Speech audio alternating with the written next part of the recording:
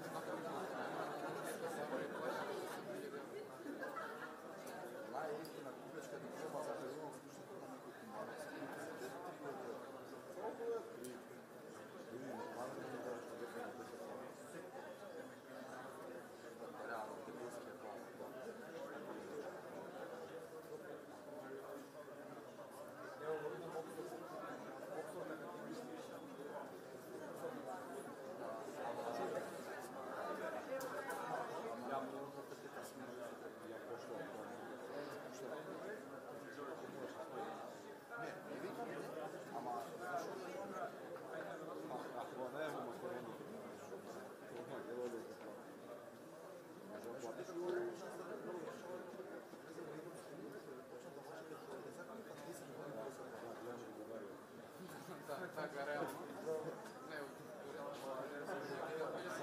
Сформулират се тоа дека да платат целиот Бугарија за 8.000 лева ваш магистарска. Знам човек што за магистарска на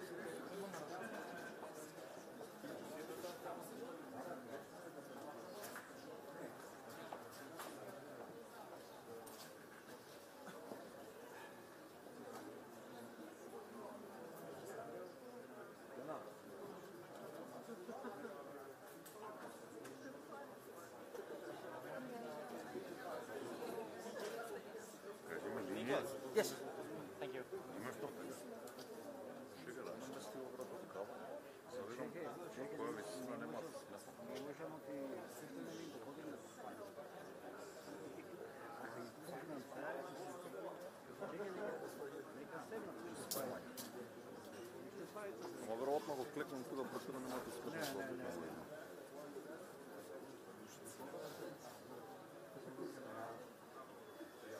Абе, шекар, ако стана брат, мене ме фрегаш, а? Нема шанса, немој да викаш и ти, ако ти некој, само просто да видиш.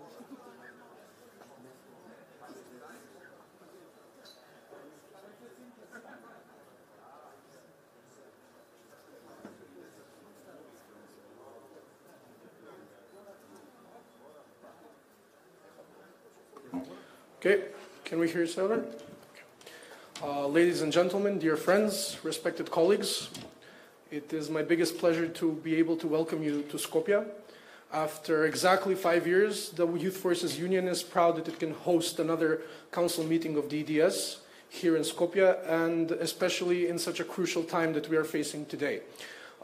Today, Europe is at a crossroad. It is a very crucial time from an energetic point of view, from a security point of view, and from an economic point of view.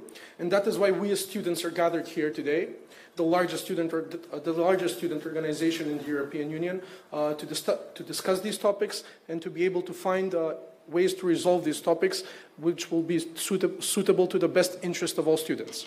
Without further ado, there are some people without whom this event would not have been possible, and allow me to welcome them to the podium to say a couple of words of welcome for this event. So first of all, I would like to welcome the official representative of the Konrad Adenauer Stiftung here in Macedonia, Mr. Daniel Brown.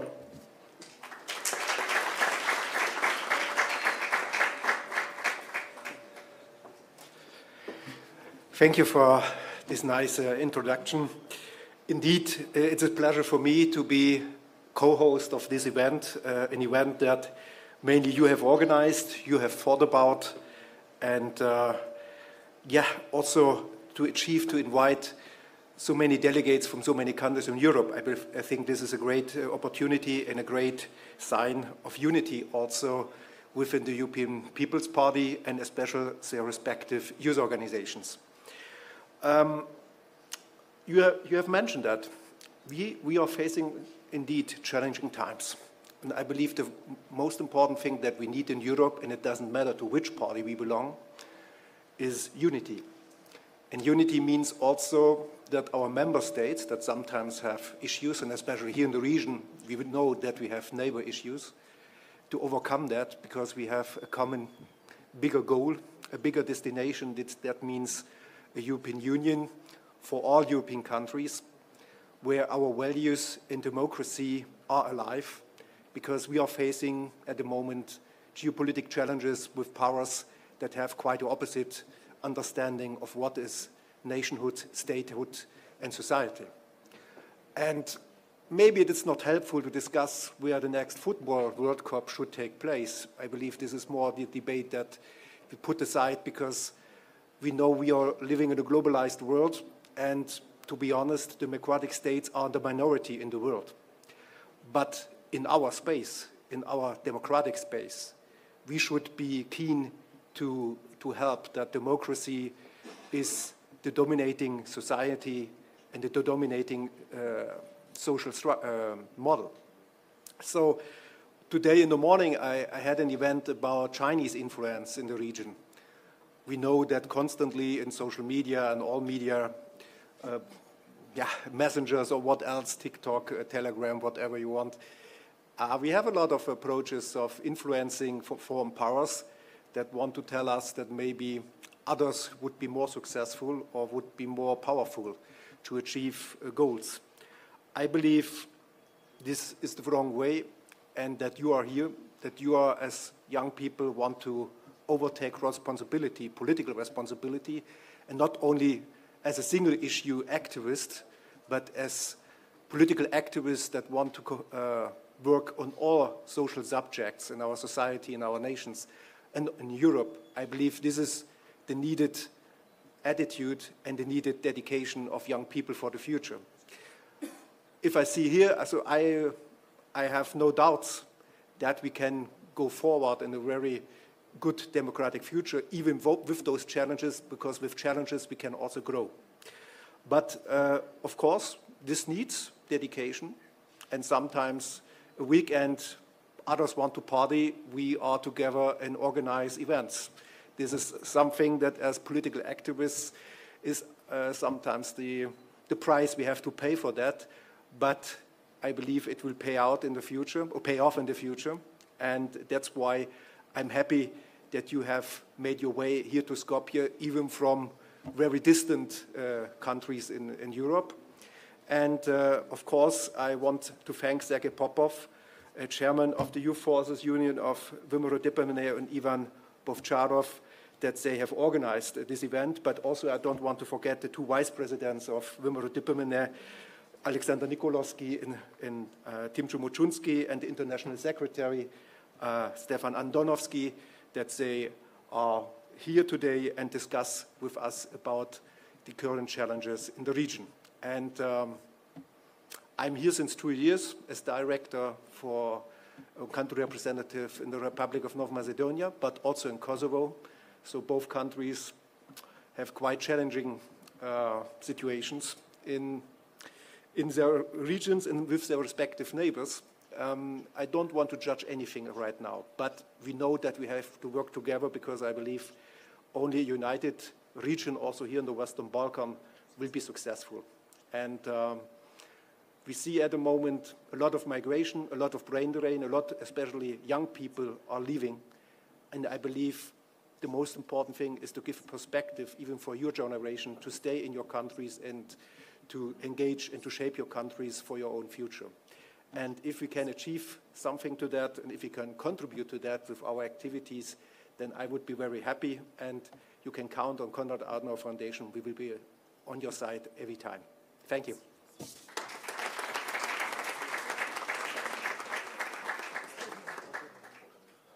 So now I would like to give a word to the president of our youth organization, Mr. Sergei Popov, please.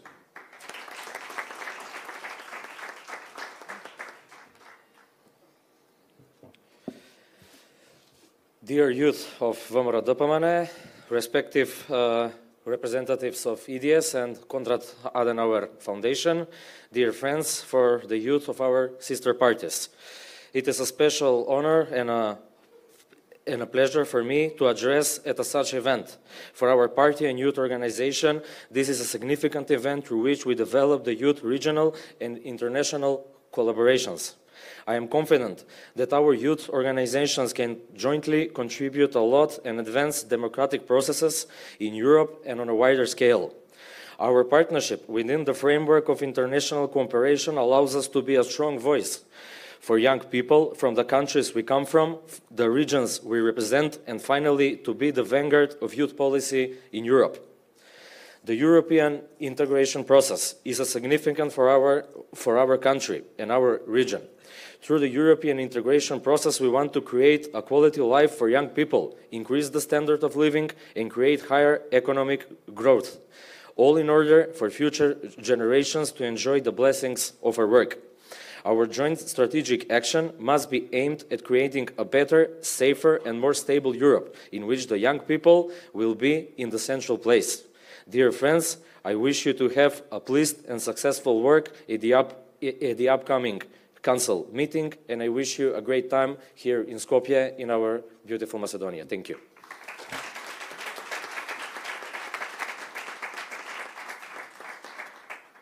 Also, just before I announce Sergei, I forgot to mention that Sergei is actually an EDS alumni. So one of the EDS alumni from the Youth Forces Union is now running our organization. And when we speak about the organization, we want to acknowledge their continuous support that they have been giving us throughout these past years. We believe that the relation between the Youth Forces Union and EDS has been very fruitful. And in that capacity, I would like to invite the Secretary General of the European Democrat Students, Mr. Ivan Batucharov, to Great. Thank you. Thank you, Todor, and thank you very much for all your years of work as a co-chair, putting motions forward, and now organizing this event together with Damian. You've done amazing work. Damian is also chief editor of our magazine, Bullseye. And thank you very much to the Youth Forces Union of VMRO for hosting us, for organizing everything, to Konrad Adenauer Stiftung for all their great proactive work. It wouldn't be possible without you guys as well. Thank you very much. So in terms of EDS, it is the largest student political organization in Europe, the official student wing of the European People's Party, and it is here to create connections and to create unity between the center-right youth student organizations across Europe. So we're very excited to be here in your country at this time because it is such an important moment and period of time when we can progress further towards European integration. And there's many steps along that road. For example, one thing being worked on at this moment in the European Parliament in Brussels is a space is for the whole of the Western Balkans to join the data space of the EU, so that when you're going to any EU country or anyone is coming here, there will not be fees for calls, data, text, or anything else. So there's many steps towards European integration, but of course the ultimate step is joining the European Union, and that is a two-way street. We need the European Union to help, to make concessions, but also we need the countries in Eastern Europe, in the Western Balkans, to move towards that as well. And to focus on both sides, on the European values of understanding, compromise, brotherhood, unity, and so forth. And this is especially difficult in Eastern Europe as a whole, because we have so much aggressive propaganda now from Russia and from China, as we heard. And it's great that the topic of the event is the influence of Russia and the war in Ukraine on the Western Balkans, because now, more than ever, there's both a bigger threat and a bigger opportunity as well. So the bigger threat is that Russia is even more active, spending even more money, more aggressively in the Western Balkans to try to divide us, to try to divide Europe in any way that they can, and identifying weak spots, identifying misunderstandings between different nations in Europe, and really focusing on that very intensively. So we have to be very aware of that and not give in to their attempt to divide us. And also they're using propaganda from the past. Even we see narratives already from communist propaganda still being resurfaced and still trying to divide us. So we have to be very aware of that and try to move beyond that. But it also creates a kind of silver lining that there is the West has become very united since the war in Ukraine. And now there is a lot of momentum towards European integration. So we have to use this moment to do everything possible, especially we as young people, to do everything possible to unite with all of our brothers and sisters across Europe, and to move towards European integration. Now is the time, and as long as we're aware of all the people trying to divide us and all the narratives from the past, from the present that are trying to divide, then we move beyond that and we move towards unity. And this event is a great way to do that as well. So thank you very much to the organizers, Todor, Damian, Kas, VMRO, and Youth Forces Union, the Youth Wing. And thank you to everyone for coming here all across Europe, all Northern, Western, Eastern Europe, you know, long journeys, many flights. So thank you for everyone for being here. Thank you.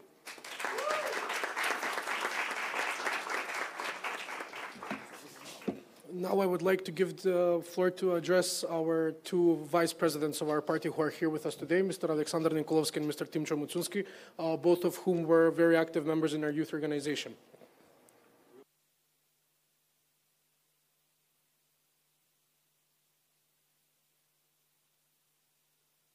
Then I will be brief now, and later I'll talk longer. Thank you for the invitation. It's really a pleasure for me that I'm invited on EDS event, and thank you to Konrad Adenauer Foundation for making this possible. Just to let you know, I'm not that old. I'm older than you. I'm 38 years old. I used to be president of our youth in the period between 2004 and 2008. And my first international trip in that time as president of the youth was on EDS event in December 2004. So I bear very, very good memories with EDS, and I have still a lot of friends that I met in that time. That were some other times for the party, and I don't want to bother you much for that, but just to let you know that in that time we were trying to achieve as good communication as possible with EDS. Back in 2007, for the first time we organized summer university here in Macedonia. It was in Ohrid as the most important event that EDS is doing, and we were very happy that it happened in Macedonia. Also on that summer university, because it was on domestic soil, so we could lobby more. We lobbied for vice president of EDS. It was first time that Youth Forces Union of Vomero Dopamane had that high-level representative in our sister organizations, such EDS is. So I bear only good memories for EDS. There were parties, there were girlfriends, and so on and so on. So please go out somewhere tonight, tomorrow as well. I don't know how long you stay, but make some memories, because this kind of debates and discussions, you will have all your political life, but make memories from the social life of it, because it will create much better connections for you than you can ever imagine. Enjoy it, and thank you for coming in Skopje.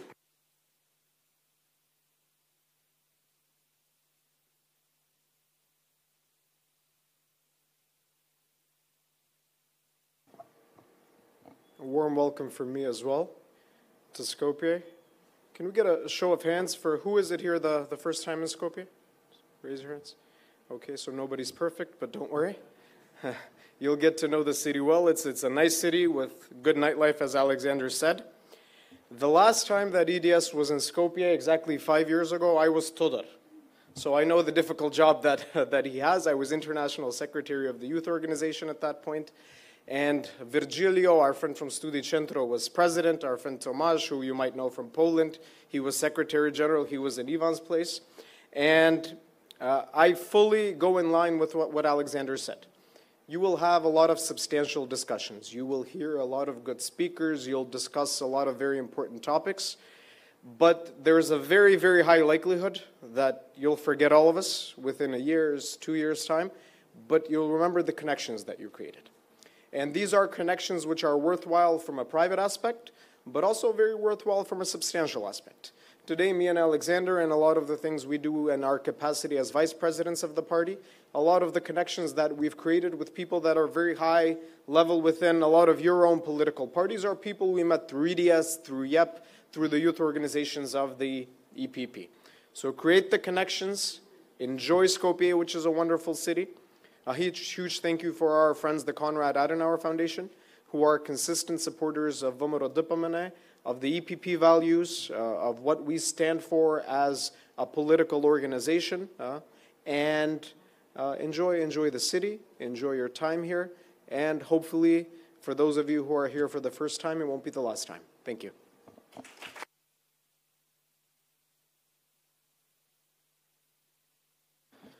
Our Vice President said that Skopje has great nightlife. I say it has the best nightlife, but you will be the judges of that these coming days.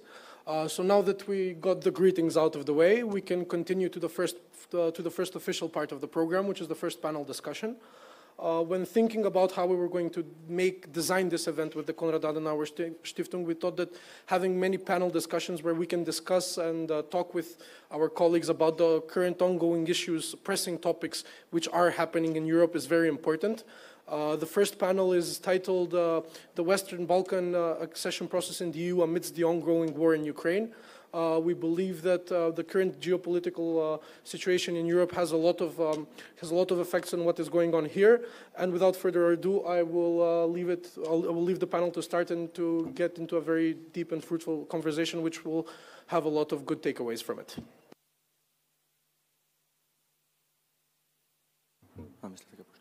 I would like to welcome all of you again for coming to Skopje, for coming to this Youth Political Academy and the council meeting, which will take place in the next 3 days.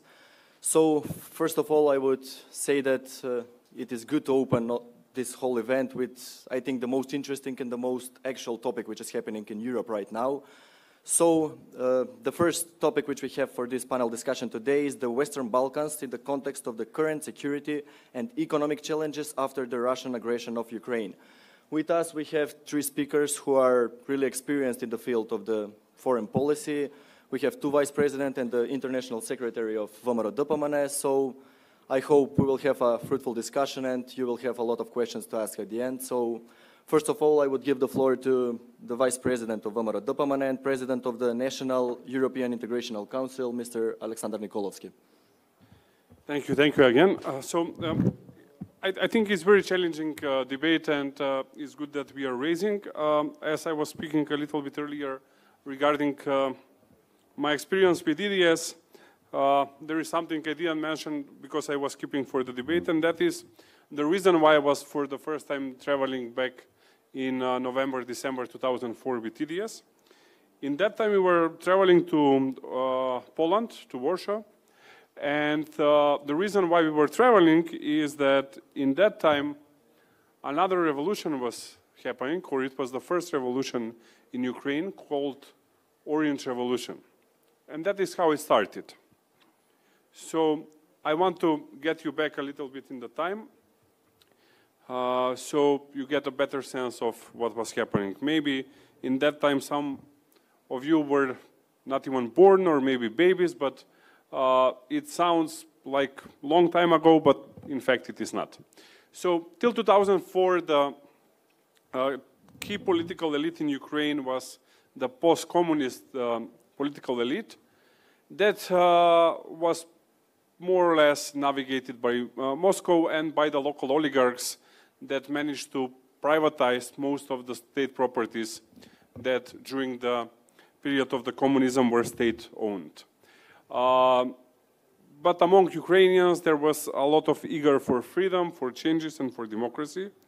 And that's why back in 2004, as I mentioned, so-called Orange Revolution happened, which was a start of many colored revolutions, as they were called, which were happening in the former Soviet Union bloc. The reason why we were in Poland in that time is that we were doing training for youth of the political parties, youths in plural, of the political parties that were part of this Orange Revolution. In that time, changes in Ukraine happened, and orange as a color became very popular because it was a color of change. Just as a note, 2005, Angela Merkel, the now former long-serving Chancellor of Germany, was for the first time elected as a Chancellor, and she was orange. And we took as well for Vamara Dopamane that party, and we won the elections in 2006, so we were orange as well when we won the elections back in 2006. So that were the first changes that happened. After that, as in any government, there are good things, there are bad things. People always change opinion, and after a period of governing of these Orange Revolution parties, mainly that were the party of Yulia Tymoshenko. It was as well the party of the former president as well, Yushchenko. Changes came again, and that was when Yanukovych took over in Ukraine. And then another revolution happened, Maidan Revolution, which I guess you are more aware, which in a way we were part as well as EPP family. And finally, as a reaction of that revolution, the first aggression to Ukraine happened 2014-15 when Crimea was annexed to Russia. Then the war in Donbas happened, and some territories of Donbas as well were under occupation. So what you are seeing this year is not something that started like this in February, or it's not something that happened last year and some countries got in quarrel, so that's why there is a war. It is something that is lasting for a very, very long period, and this is only, unfortunately, an eruption of this bad behavior of Russia. Why I'm saying eruption? Because war cannot be justified with anything. What we can do, what the Western Balkans countries can do, I think it's solidarity that we are showing, regardless that we are not member of the European Union. We are part of the sanctions against Russia. And as member of NATO, we are trying to support Ukraine as much as we can as a small country. I think second part of the subject is whether this is influencing the region. Yes, of course it is influencing, but when you see on one side the humanitarian aspect of the crisis and the fight for liberty, and on the other side, whether it is influencing, I think it has no price. What is, for me, a huge mistake by some European countries is that they're measuring this war in money, in economic growth, in recession or in growth, in growth or minus of GDP, and they're measuring this as better or worse living standard.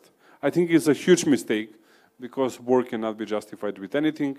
We that are coming from a region that was part of wars during the 90s can witness that and can feel even more sympathetic with the Ukrainians.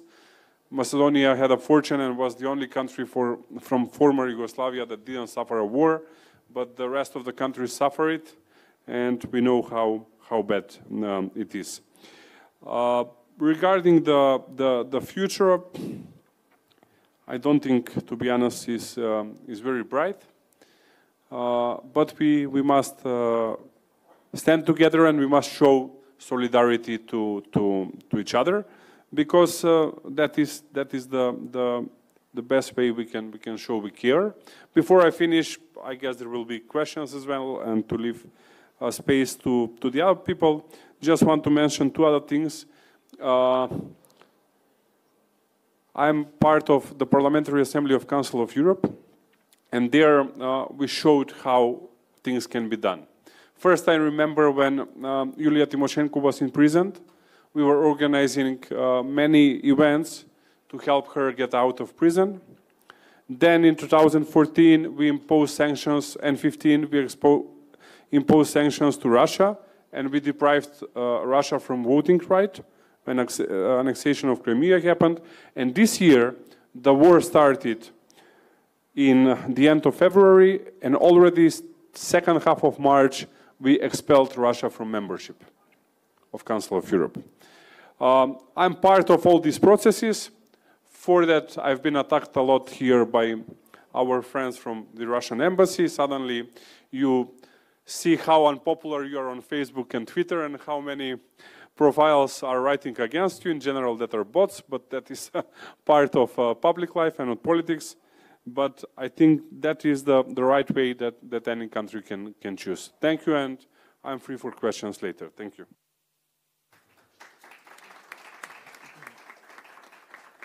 Thank you very much, Mr. Vice President.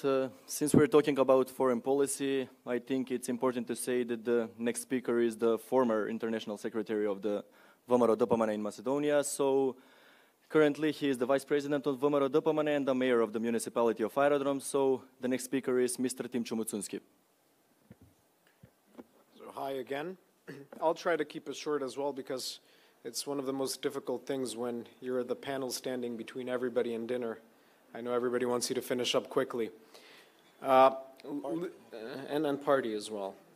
Leaving some food for thought, with this unjust war, without a doubt that the scenes are horrific, the implications as well. And looking at it, now I look at it from my position as mayor, the fiscal implications of such a war, what it does to prices of energy, what it does to prices of food, and the implications it has to any level of governance, whether it's a municipality in Macedonia or the central government in France. And I look at it from which perspective are we viewing this? In the context of the Western Balkans, I don't think it's as much about ideology, as much about values, as it is about the core principles of an organization that we less frequently talk about now. And that is the United Nations. After the end of the Second World War, this was an organization that was at the forefront of uniting the world as we know it. And what is the key principle that we're protecting here when we all stand behind Ukraine? Everybody says democracy. And, without a doubt, Russia is a far less democratic country than Ukraine is. But is Ukraine ideal? Far from it. When it comes to democracy, when it comes to rule of law, it is a country that before this war had its faults. But where is Ukraine absolutely right? And this is very important considering our regional political and security context. That is the protection of a very key and fundamental principle within the UN Charter. And that is the concept of territorial sovereignty and integrity. In the 21st century, nobody can just decide to send tanks on the other side of the border of another country. And this is what you hear about less frequently in the media, but this is very important for us here in the Western Balkans. All of you that live in the Western Balkans know this. There are still, within some political circles in some countries in this region, romantic ideas about changing borders. And if we give in now to the Russian aggression, if we say that this is okay, then we defy the security, the complex security structure that the United Nations, NATO, and all of these collective security organizations have created. This is something that is crucially important for all of us to understand. Without a doubt, we need to support on the basis of such principles. I agree with something that Alexander said, is that I think as time goes by, and I personally, in my perspective, don't think that this war will come to a quick end, we will be facing fatigue, which is very typical in all of the conflicts that have happened all around the world in the past 20, 30 years. Look at this conflict specifically. In the first few months, it was the only topic on the news. Then all of a sudden, it became the second, third, and fourth topic on the news. This is what media does. This is what human reaction sometimes does.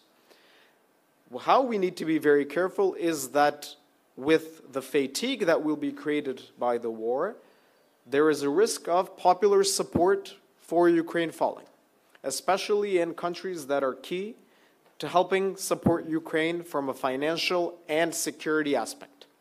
And this is why we need to talk about this issue. This is why we need to be very open, especially in the Western Balkans, being a principled supporter of the Ukrainian effort. Me and Alexander know this very well, comes with a very high risk of being attacked by structures that are very often financed by Russia itself through various proxies that exist. We all know how they finance these efforts. But we need to protect our principles.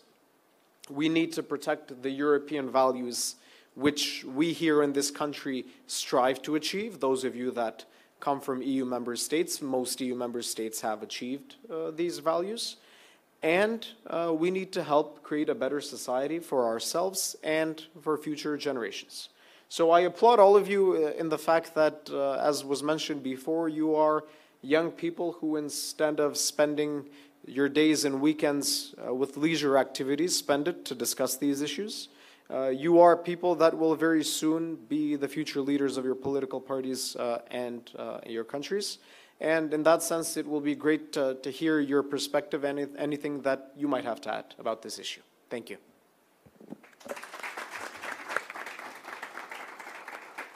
Thank you very much, Mr. Mutsunski. Now, as the next speaker, we have the current International Secretary of Vămăra Dăpămâne. So we're thinking about hearing from you about the future of the foreign policy, about Macedonia's stance on Ukraine and the whole new geopolitical context in the world. Thank you, Bojan. So it's very, very hard to speak after the two vice presidents, both of them being international secretaries in their time, and to say something smart and something innovative. But I will try my best in the next 45 minutes. No, I'm joking. I'll open up with, I'll try to cover the geostrategic effects of this war that is happening in Ukraine right now, because as Timcho covered mainly the financial, the fiscal, the real life problems, and Alexander very well said some words about the political consequences. And I'll start with this theory of neorealism, which was first proposed by Kenneth Waltz, who famously said that balance of power can and shall be achieved because countries, states, who operate in these anarchic systems tend to maximize their value or their power in order to be influential as they can. In order to achieve this, in this race to power, they will achieve some kind of balance. And usually idealists believed in these crazy structures of international governance that will help this war against countries and against states.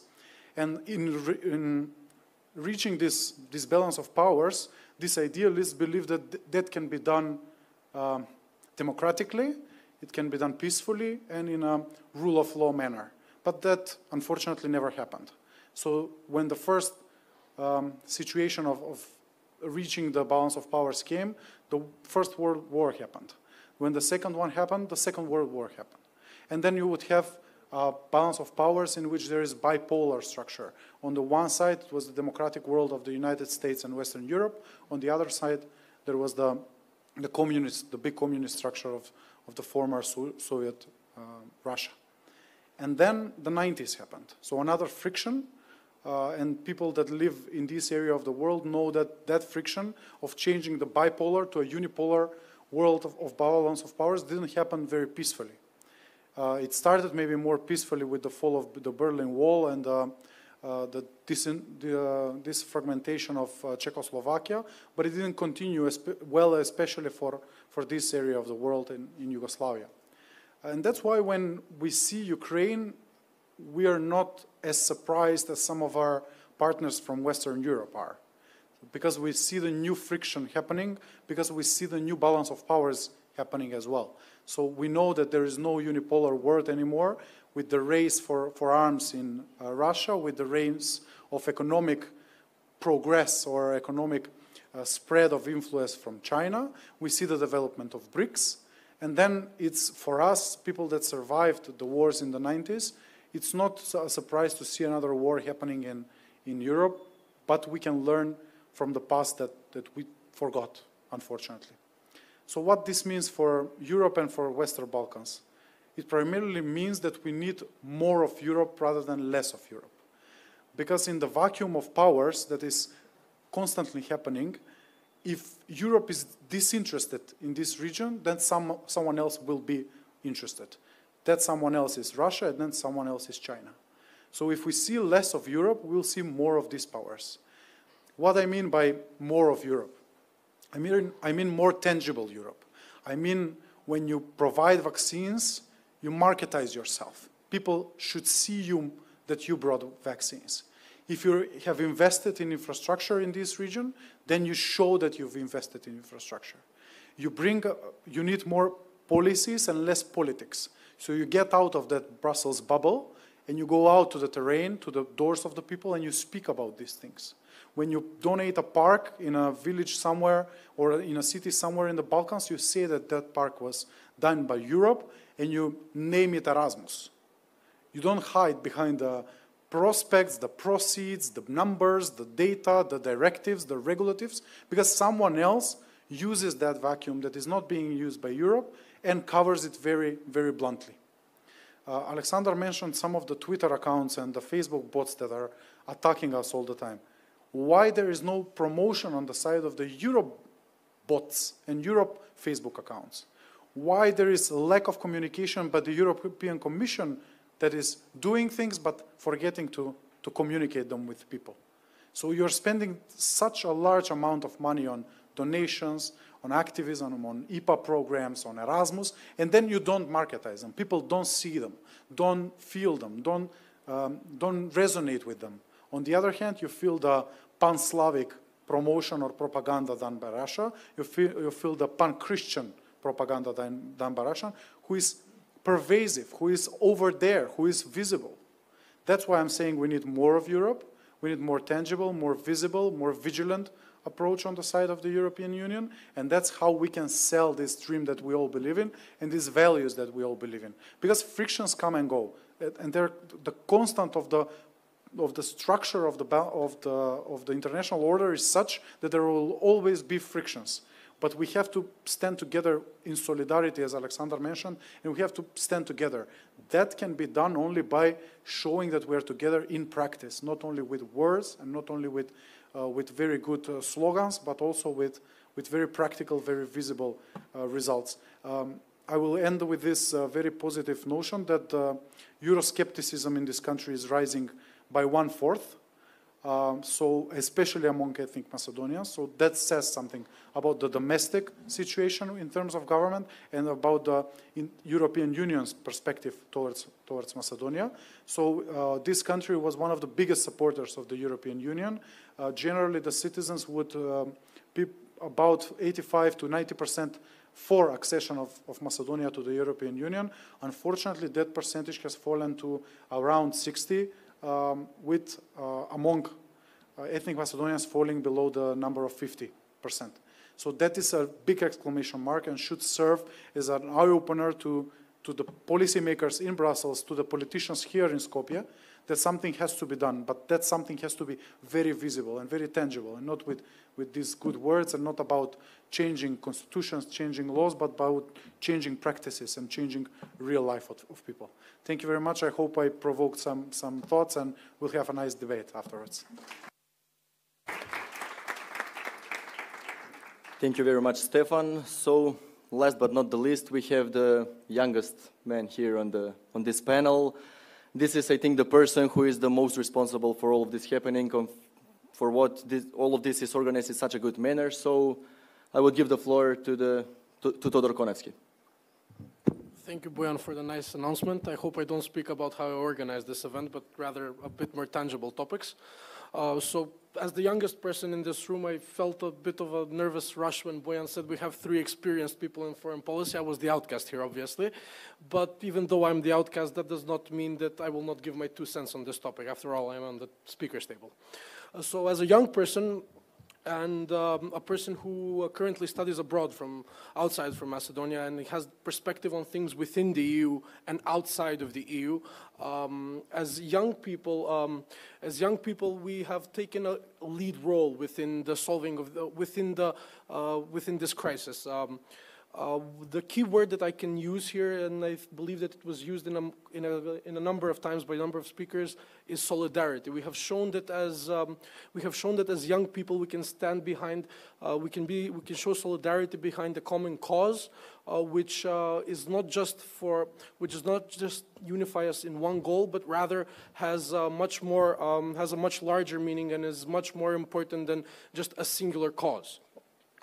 However, even though I saw that the young people of Macedonia and the young people throughout the European Union were in an extreme majority supporting this cause, I do believe that we as young people have not been doing enough.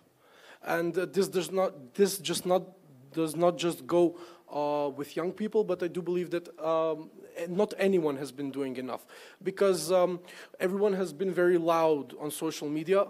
Everyone has been very vocal when organizing a protest, but when it comes to tangible ways to support this crisis which is happening in Ukraine and the people of Ukraine, we have not heeded to the call. And speaking from the capacity of a young person who comes from outside of the EU, there is so much that there's not so much that we could have done. However, I believe that we, from our position and our perspective, did everything which was in our capacity. After all, we are a party which is in opposition currently. However, I do believe that within the future we need to continue striving for this cause and start doing what is enough. From speaking from the perspective of the EDS, because not everyone here is a member of EDS, we have many guests from Macedonia. After the whole situation started within Macedonia, I want to give you a bit of a walkthrough about what was happening within the European Democrat students on this front. We were unanimous with our support, and I believe that one of the best organizations within the entire European Union which showcased their support was the EDS. I am very happy that throughout my years in EDS I have met my colleagues from Ukraine. Ira is here, and I'm very happy that I can welcome her to Macedonia. From what I understood, you really like Skopje. How can you not? We have been unanimous in our support, and with this event, I believe that we will show another step towards showing this unanimous support and how we as young people can set the benchmark of how we need to support in tangible ways. And even more important to this, I believe that this event is organized outside of the European Union. Which means that the support for this cause is not just within the EU, but it is within the entire European continent. And I believe it is very important for us to, when it comes to these important issues which are larger than political alliances or geographical positions, that we do not function as the EU and the EU candidates, but we function as Europe and are all together within our response, which should be concrete and direct within what we want to say. Finally, the last topic we wanted to discuss was the enlargement of the Western Balkans within the European Union amidst this crisis. Everyone said that there is a long way ahead for us.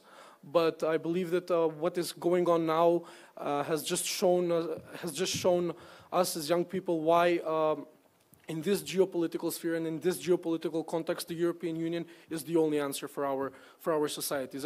And as Western Balkan countries, we should be working towards achieving accession inside the European Union.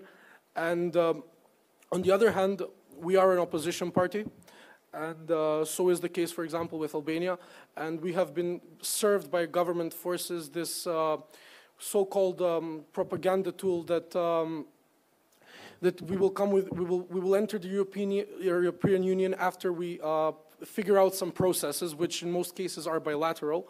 However, within these statements of the government, Copenhagen criteria and actual tangible ways that we need to, tangible things that we need to do in order to become members of the European Union have not been even taken into account, yet alone started to be deplored and achieved.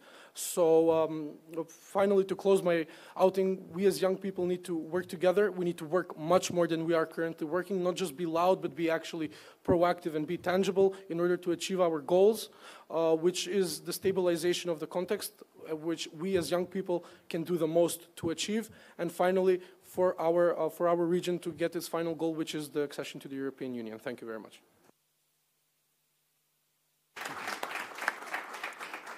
Thank you very much, Todor. I think you have proven the point that young people can sometimes have the best ideas, to have the best thoughts on even these global issues and topics.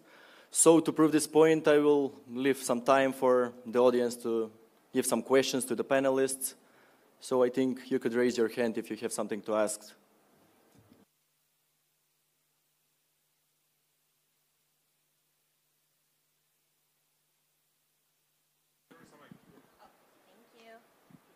Hello, everyone.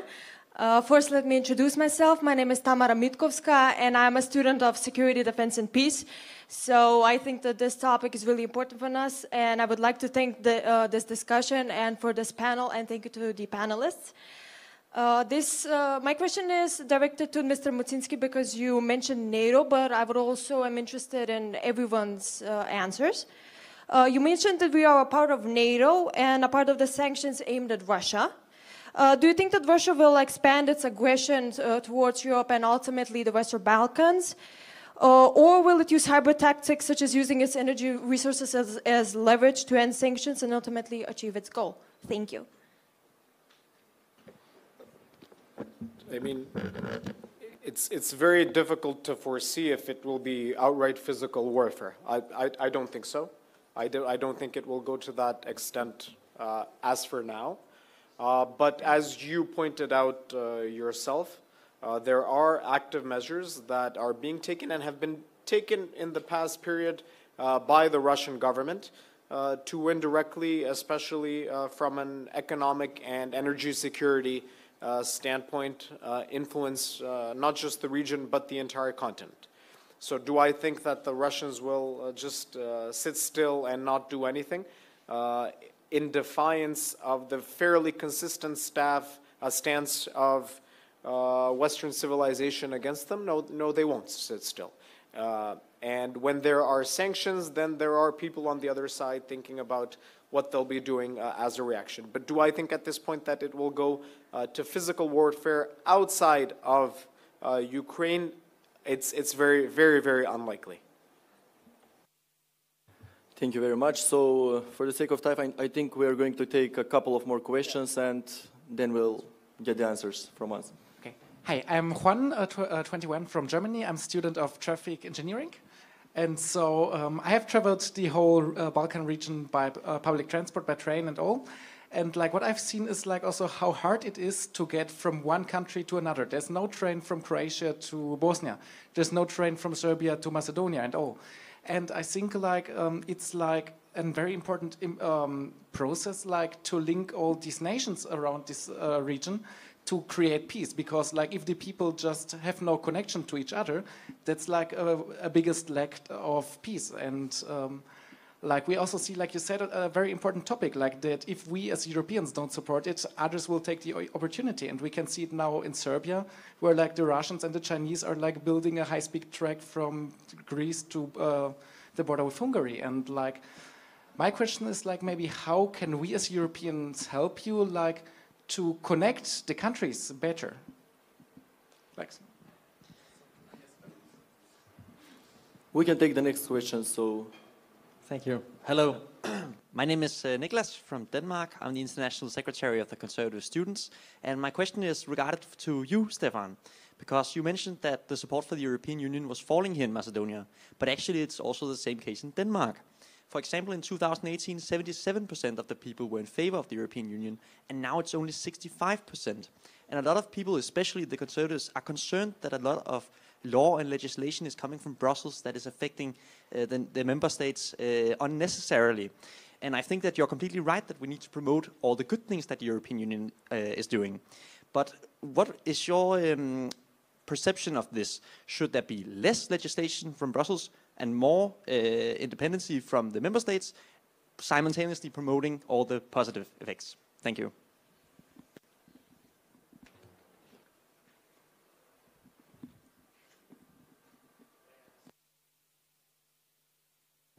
Okay, we can get the answers for now, so we'll have another round of questions next.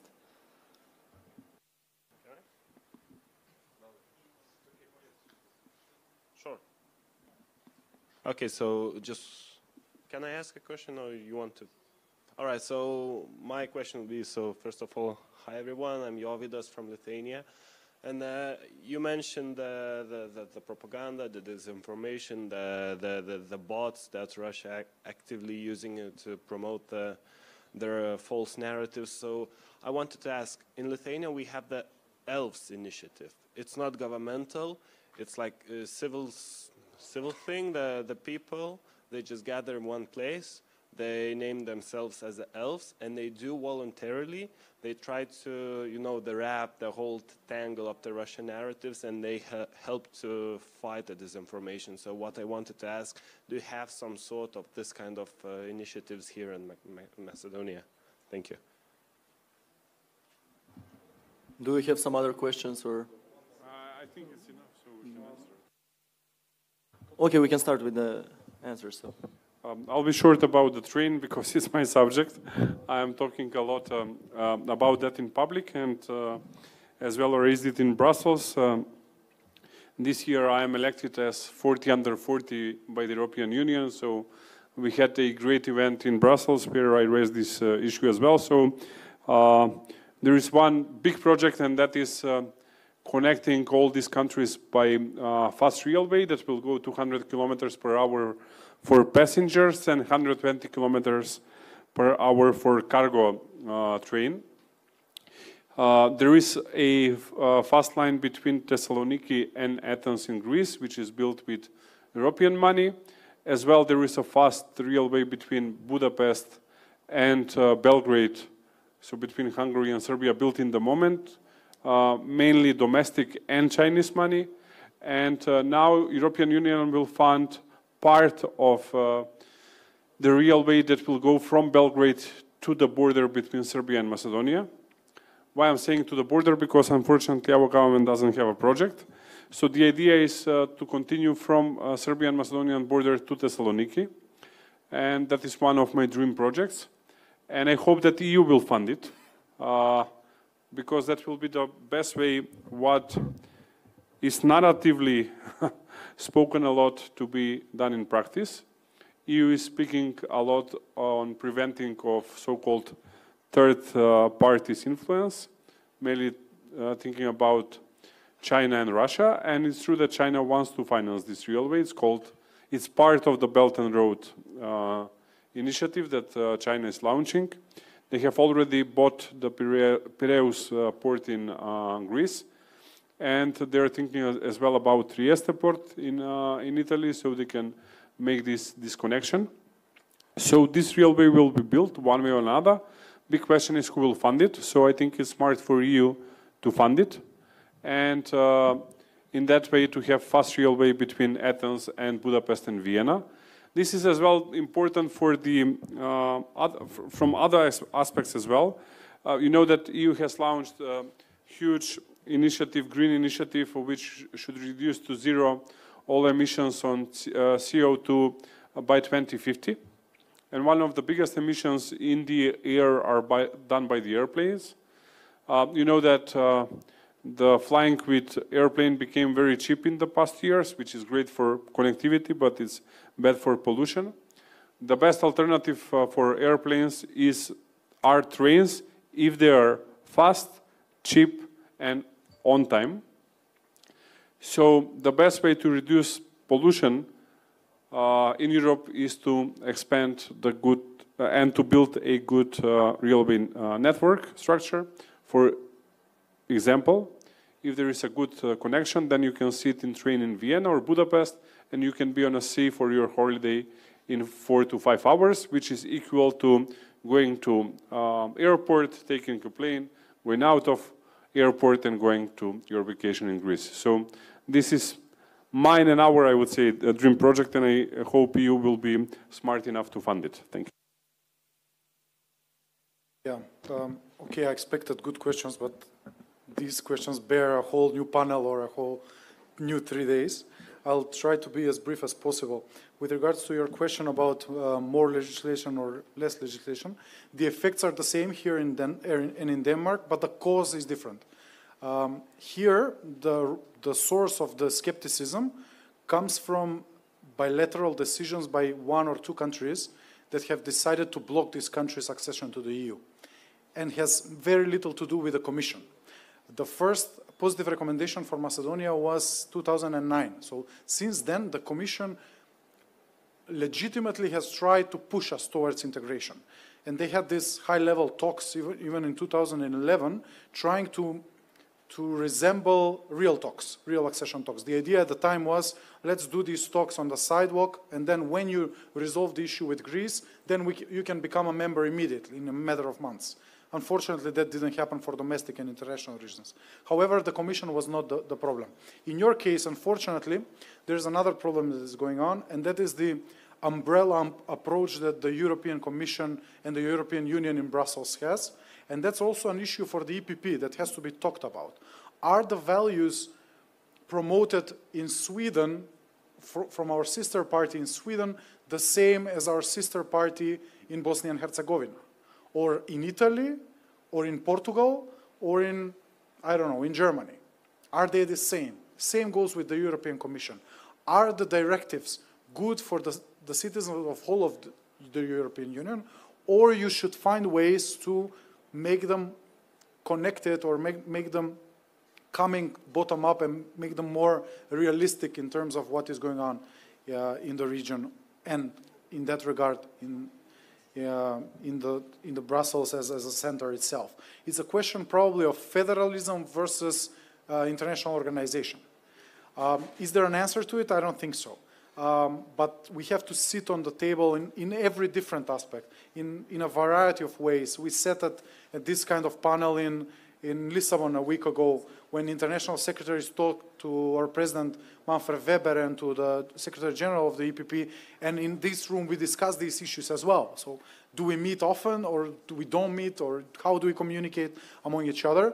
But I think with more communication among ourselves, we can reach this goal as well.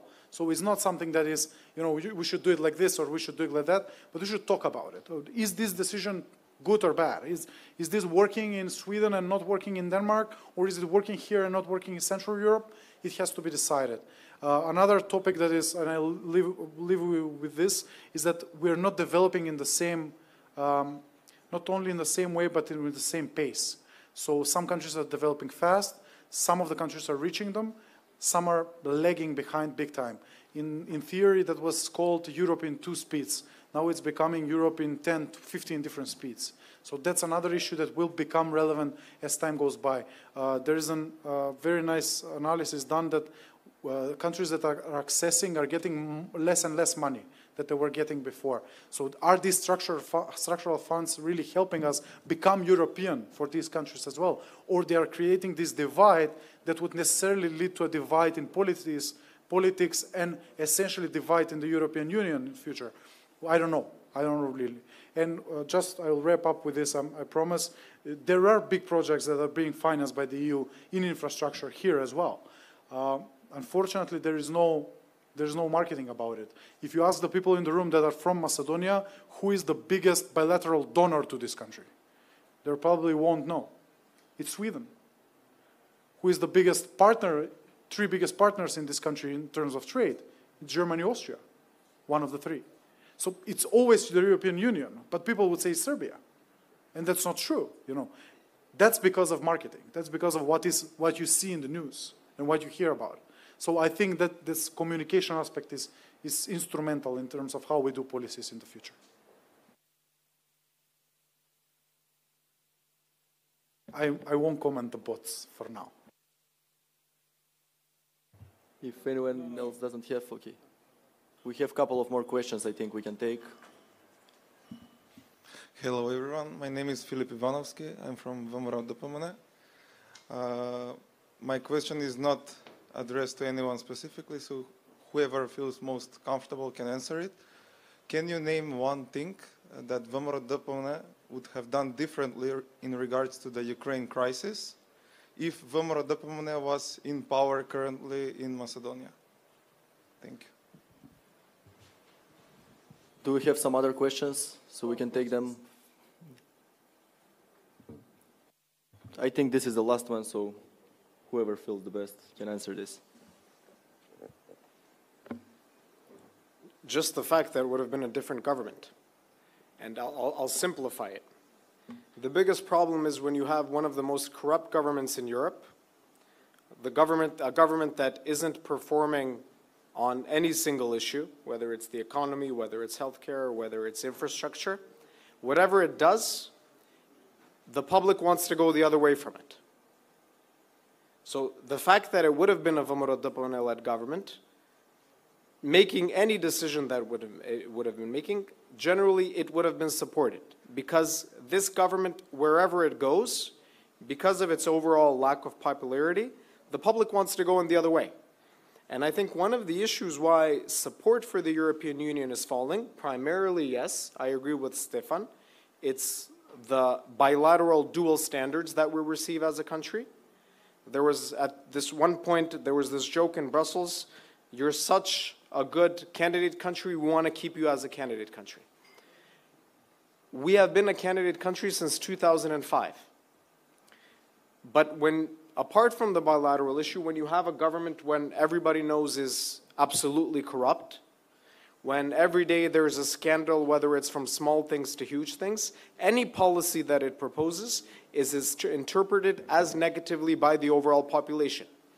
So the lack of reform by this current Social Democrat government leads to fall for support in the European Union, but it leads some people to go against support for Ukraine as well, because they want to go contrary to this government.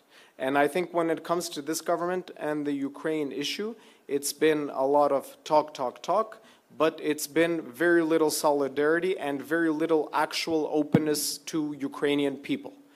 And I think we, as a country, who have been fairly supportive in other migrant waves in the past, could have been much more open to Ukraine, especially considering the cultural similarities between the countries, the social similarities between the countries, the religious similarities between the countries, but also when Macedonia was living some of its toughest times in the early 2000s, Ukraine was one of the countries that first came to the support of Macedonia at that point historically. So the first issue is, as I said, primarily about principles and supporting territorial integrity and sovereignty.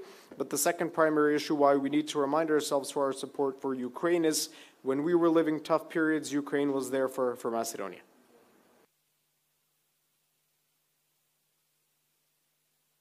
Okay, we have one more question. Hello everyone, I'm George from Georgia.